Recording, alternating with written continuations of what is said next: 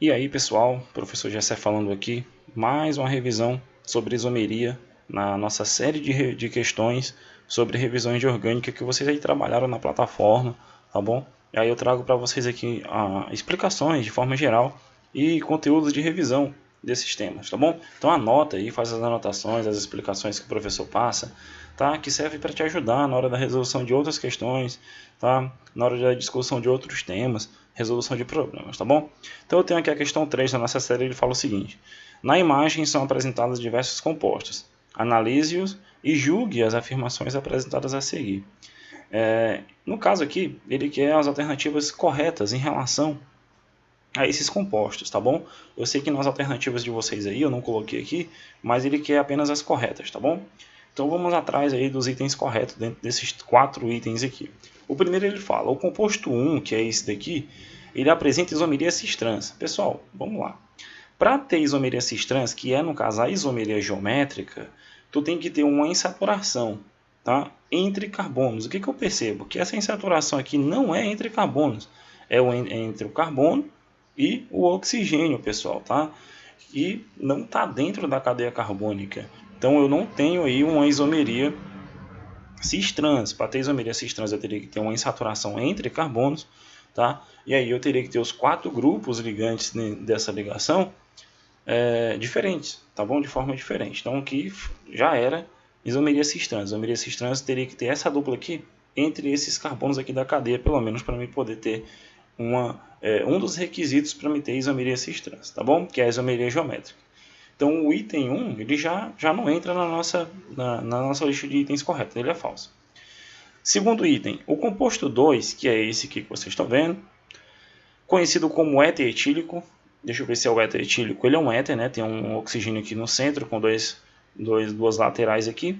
Dietílico. Di significa 2, né? Etílico vem de etil.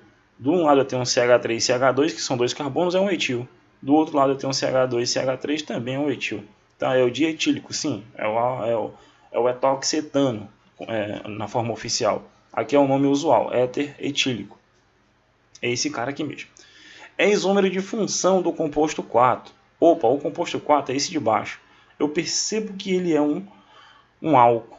Esse cara aqui de cima, ele tem 1, 2, 3, 4 carbonos. Esse de baixo tem 1, 2, 3, 4 carbonos. Eu tenho... o número de carbonos é igual. Vou analisar o número de hidrogênios. Tenho 3 mais 2, 5. 3, 2, 5 dá 10. Aqui eu tenho 6... com mais 3, 9, né, pessoal? Mais um aqui de lado, ó, 10. Um oxigênio. Apresentam a mesma fórmula molecular, são isômeros. Agora, eles são isômeros de função?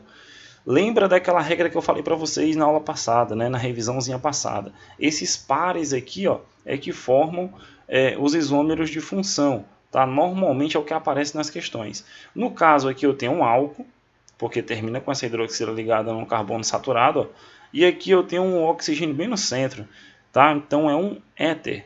E eu tenho justamente a formação desse par, ó, álcool, éter, aí dentro dessas duas alternativas.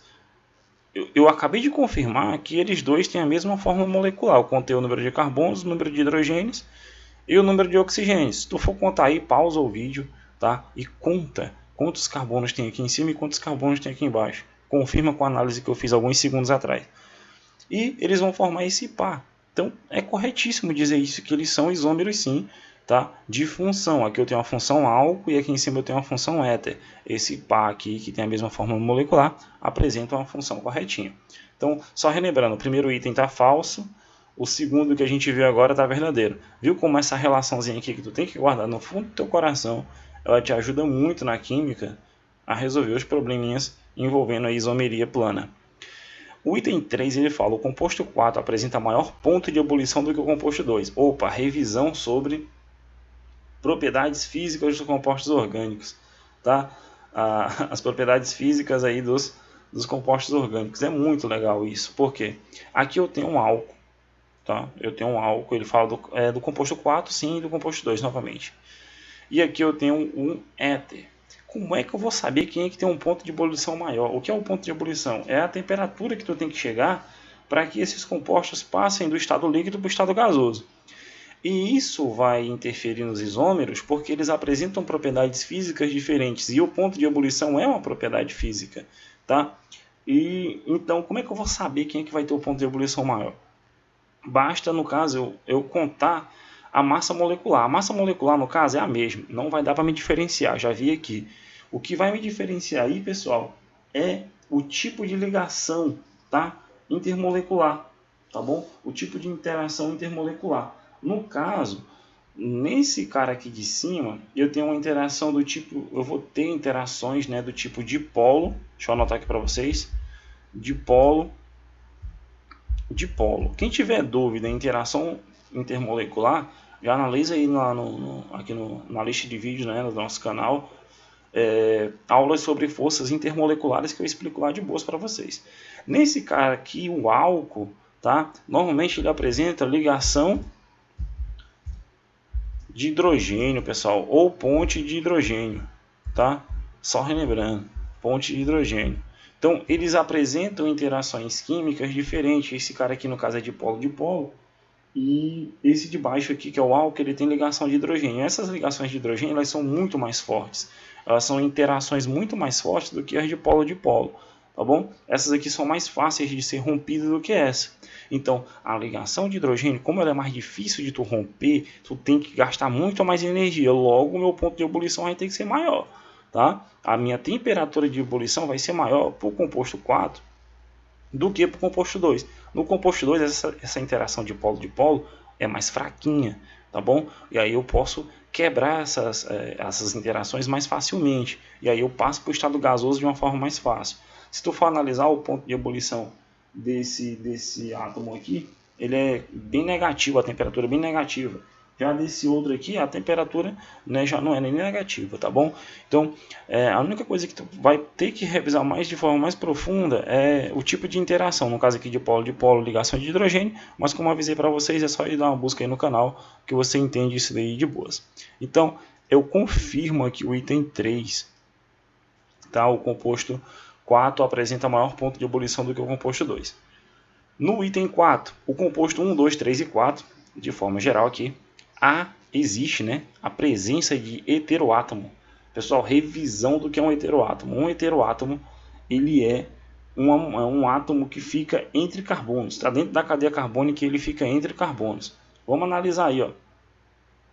Eu já vejo que isso é falso. Por quê? Quem é o heteroátomo aqui? É um átomo que é diferente de carbono e hidrogênio. O cara aqui, pessoal, ó, esse oxigênio, ele não está entre carbonos. Ele está ligado a um carbono, mas não está entre carbonos. Então não respeita o que é um heteroátomo.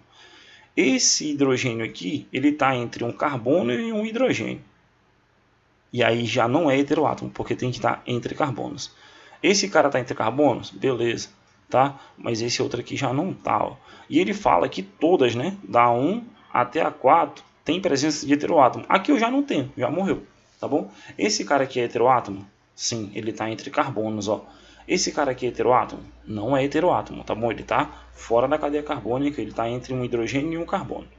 Então, eu acho que o único que respeita aqui que tem heteroátomo é o item 1 e o item 2, tá bom? Já o item 3 e 4, ele já não tem heteroátomo dentro da sua cadeia carbônica, e isso daí deixa o item 4 aqui, ó, errado. Então, o item certo mesmo é o item 3 e o item 2. Tá bom? A gente fica por aqui, a gente fez uma porrada de revisão aí de conteúdo, heteroátomo, características físicas dos compostos orgânicos, nomenclatura, tipo de interação química, isomeria geométrica ou cis-trans e por aí vai.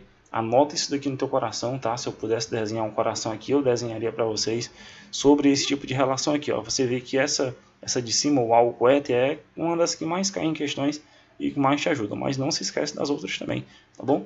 Anota isso daí na tua parede e na tua vida. A gente fica por aqui, pessoal, e até a próxima aula de orgânica, tá bom? Forte abraço para vocês.